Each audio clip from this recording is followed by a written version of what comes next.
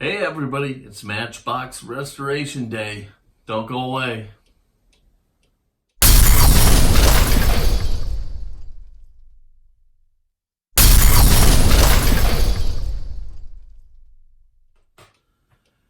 Hey everybody, it's Paul from Fat Guy Productions coming to you as always from beautiful Las Vegas, Nevada. It is Matchbox Restoration Day. We're going to be restoring a Mercedes convertible. It should be a lot of fun, so let's get right to it.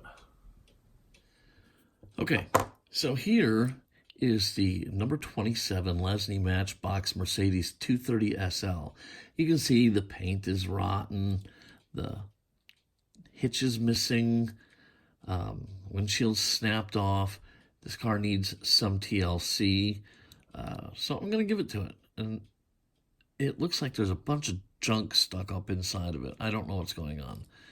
So I can put that down over there and see it's nice, firm. And I'm going to just start drilling nice and slowly. Okay, just enough to kind of really get me going here.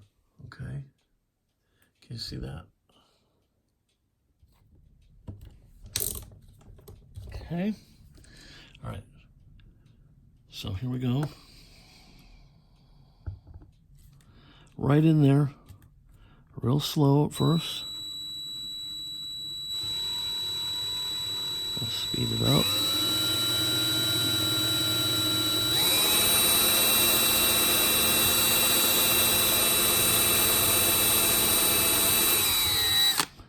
Okay.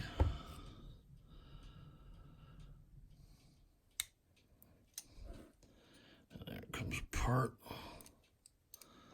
And let's see if I can get the front. There's front. Okay. There's the base. Put that to the side. The interior. They're going a door. I assume that's not a big deal. I guess there goes, oh, I see the interior is holding in the doors. Okay, so the doors come off.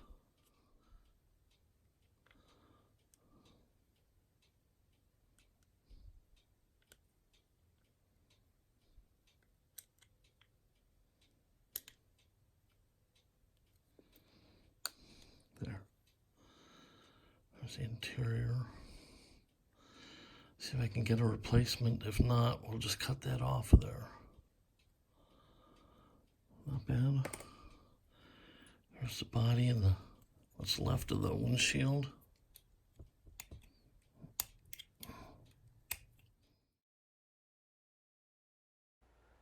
For the sake of a clean job and to make sure that the car goes back together smoothly, I'll file the posts down, make sure they're nice and flush.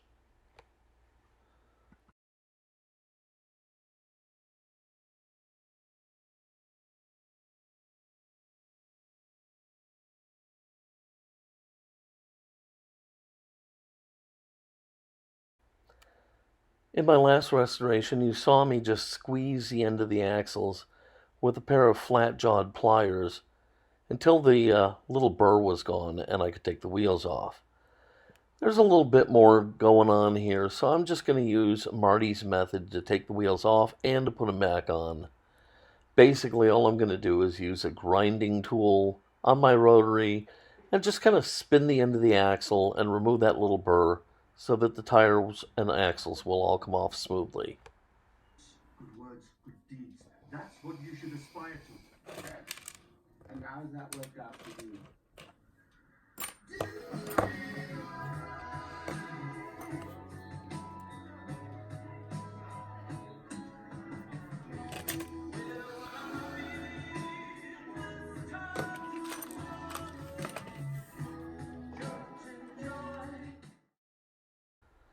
The paint may look white, but it's actually more of an off-white, like smoker's teeth.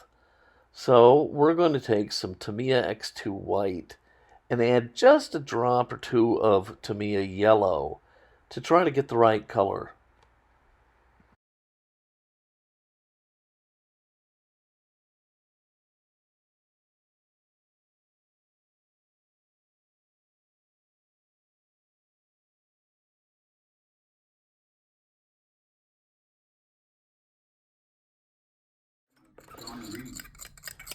Holy lemons, I know this looks really, really yellow, but watch as I move the stir stick over the car.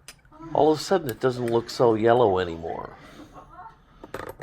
And in fact, after I dab it on the car, you can see I like it. it's a heck of a good match. I like it. Alright, since I have a jar of matched paint, I can strip the paint off the car using my paint stripper. This is actually one of my favorite parts. I love to watch how it bubbles up. It reminds me of the bad guys trying to kill the good guys with acid or something. I don't know. I just like it.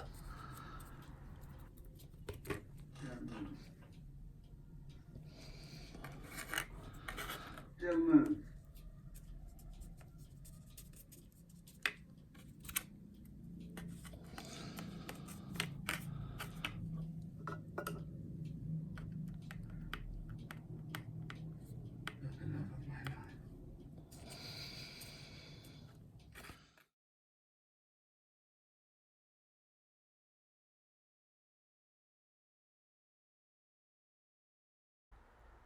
Alright, things are looking pretty good here. I think I can take this all to the sink with a brush and run some cold water over it and brush off all the remaining paint.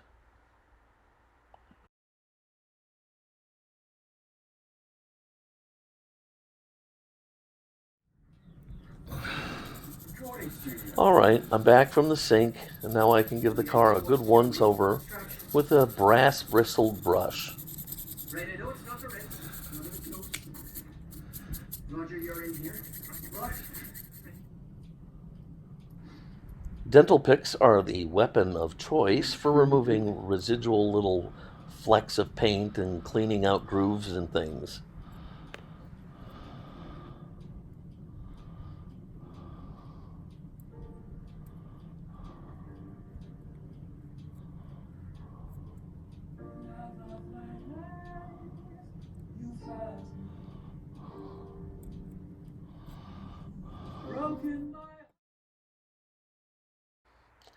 After thinning down the paint with some Tamiya X20, I always add a few drops of Mr. Color leveling thinner.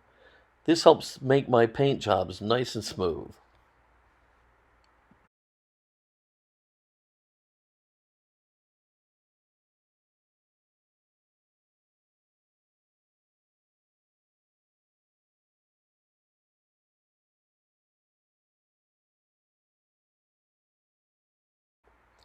I'm going to start this paint job with the doors separate from the car body. So I'll paint the doors and the car body separately. Then later, I'll put them together to give it a unifying coat.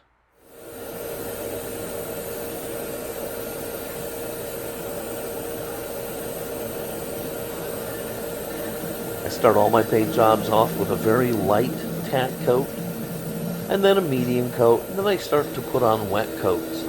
Nice, long, smooth strokes is the key.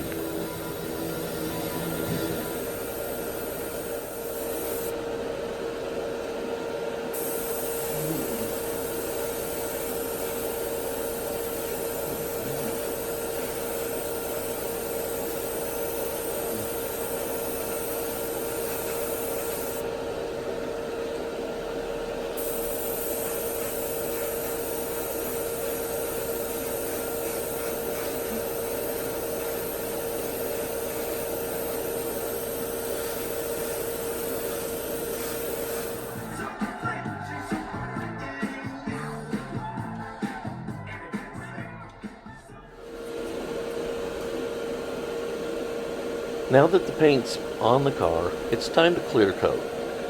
I love to use Redline Shop's clear coat. It's a urethane clear coat, and when it's mixed with our hardener, it dries really, really shiny and hard. I love this stuff. It makes your paint jobs just jump.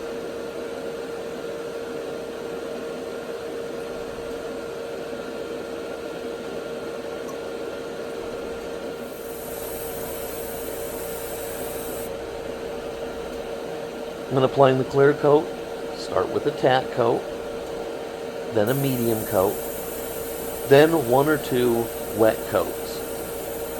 The trick is to get the paint to lay down just thick enough that it looks wet and glossy. Any less, and it should look kind of like powdery and like a flat finish. You want to be just past that to where it looks wet and shiny. The key here is great lighting so that you can see how the paint is laying down.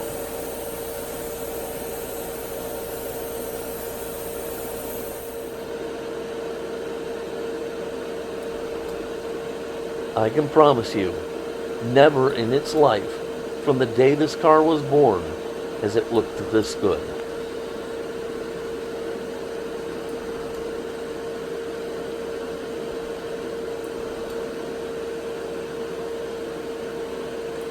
Nice, huh?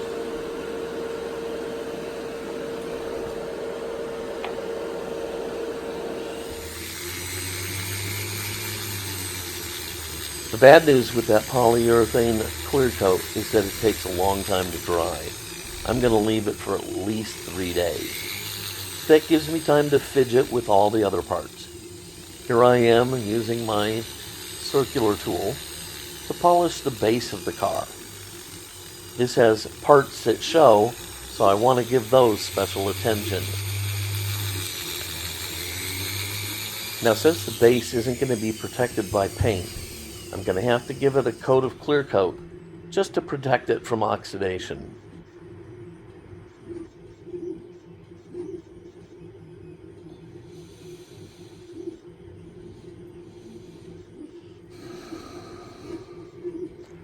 Oh Lord, do I hate doing the axles.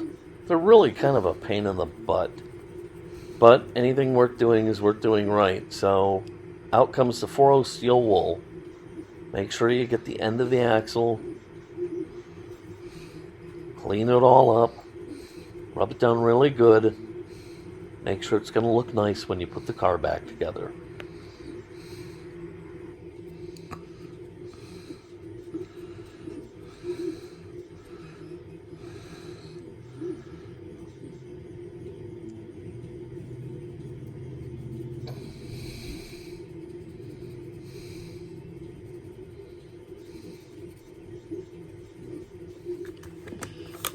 You might remember this car didn't have a windshield, so it's into the parts box for a replacement windshield that I ordered online.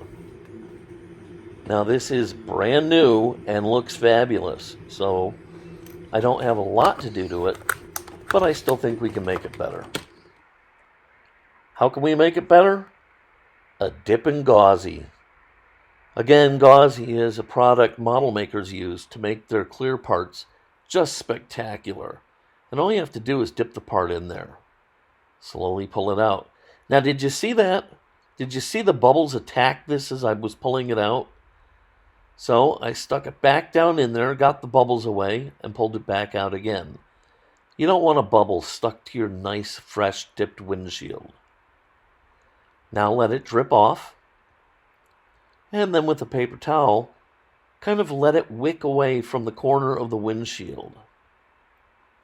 Just get as much to flow off as possible, being careful not to touch the surface of the windshield to anything.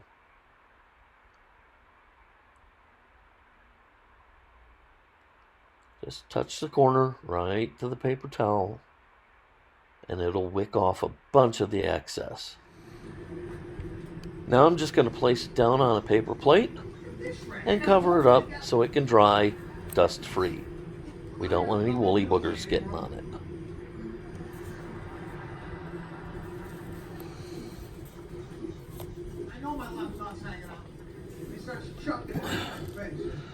Now it's time for my friend and yours, Super Clean. Drop the wheels, the interior, or anything else that you want into the Super Clean. Get out your handy-dandy toothbrush and give everything a good scrub. It'll all come out looking good as new. It's a massage table. He lays me down, puts my head in the dome, starts working my shoulder. Now, I'm sitting there, I'm looking at his feet, and after 2 minutes, the feet disappear. I'm like, what? The guy hopped up on the bed.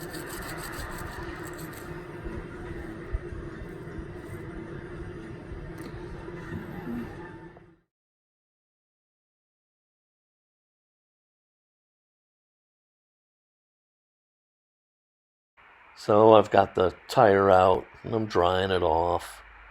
Kind of give it a little shine up on this paper towel here. Just rub it around. And look at this. Look at that. Like a new penny. I bet it never looked this good.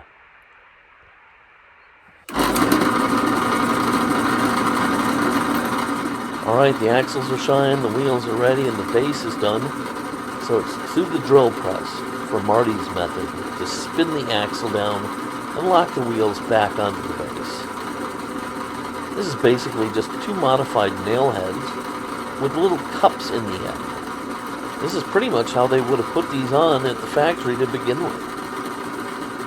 Thanks for the tip, Marty. It works great.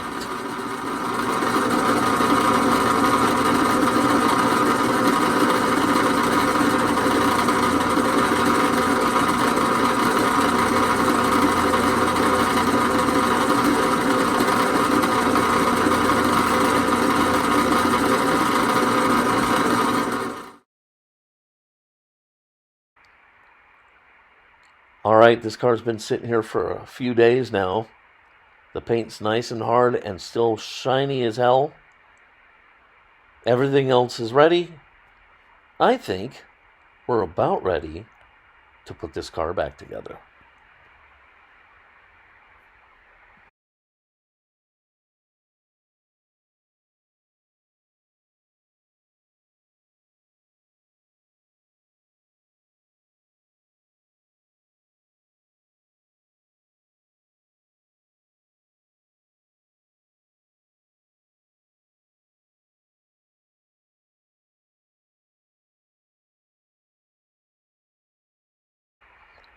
I'm always excited but nervous at this point. Excited because I can't wait to see how the car is going to look. But nervous because I'm always worried I'm going to do something like chip the paint or something like that.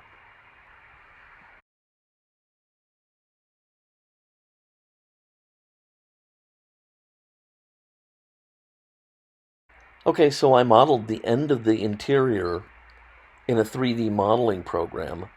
And then I printed this piece out on my 3D printer so that I could replace the missing trailer hitch. So I thought I could get by with just trimming away the end and putting both pieces in, but the car didn't really have enough room for that.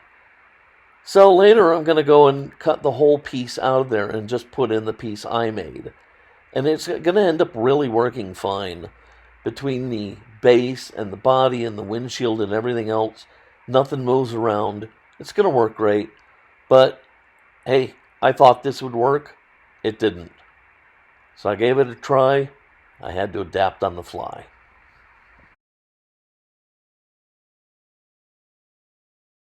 Okay, I used a little clear silicone to put the windshield back in. And now I'm going to fit the doors back in, which is easier to say than do. It can be a little finicky. But a little patience and you'll get them in there. Now I can go ahead and drop the interior in sans the trailer hitch, which I have completely removed.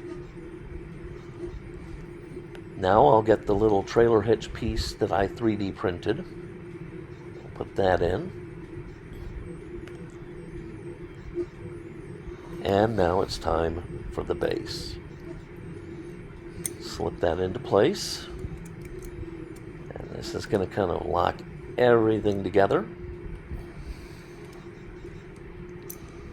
Make sure everything doesn't fall out. This can sometimes be a little fiddly.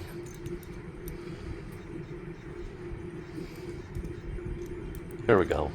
This is better. Okay, now we've got it. Now it's just a matter of putting in a couple screws.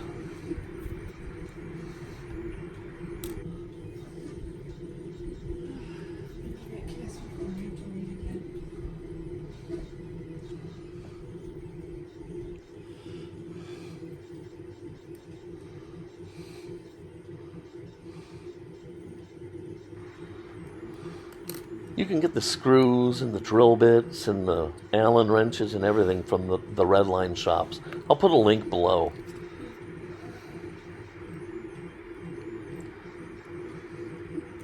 I've also noticed a lot of guys like to tap out the posts before putting the screws in. I'm finding you really don't need to do it. I don't know if the screws are made to be self-tapping, but with the soft metal of the body, they really do just drive right in, and I haven't had to tap anything at all. They just go right in. It's great.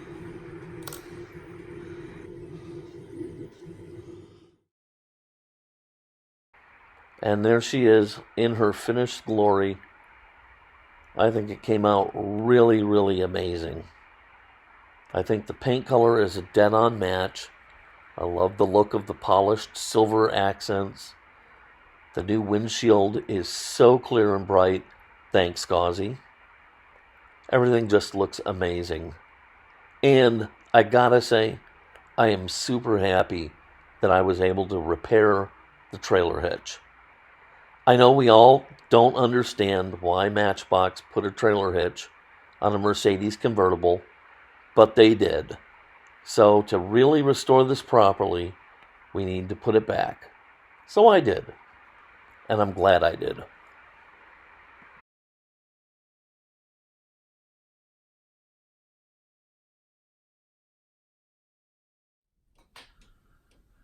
All right, there you have it. The restoration of my Mercedes convertible. I think it came out amazing. I really, really love it. And I'm super cranked about being able to fix the little trailer hitch. Now, we all understand nobody can figure out why Matchbox put a trailer hitch on the back of a Mercedes convertible. We don't get it. But they put it there. And if we're going to restore a Matchbox, we should restore it as much as possible. And so if I have the ability to put that trailer hitch back on there, that's what I'm going to do. That's what I did. And I think it came out awesome. Super excited about the possibilities this can open up for me. All right. If you like this video, please, as always, give it a thumbs up, click subscribe, ask any questions, make any comments. I really do read your questions and try and get back with you if I can. Okay, so I'm going to get out of here. This is Paul from Fat Guy Productions. Until next time, I'm wishing you a great day and asking you to be good.